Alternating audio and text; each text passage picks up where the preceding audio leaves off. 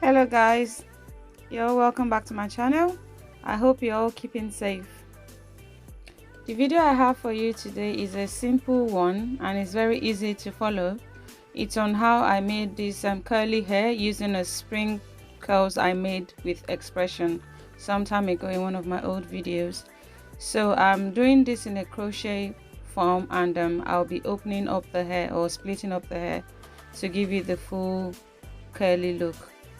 If you enjoyed the video, please don't forget to give it a thumbs up, and if you are seeing my video for the very first time, please don't forget to hit that subscribe button and share with families and friends. And I'll see you in my next one. Thank you.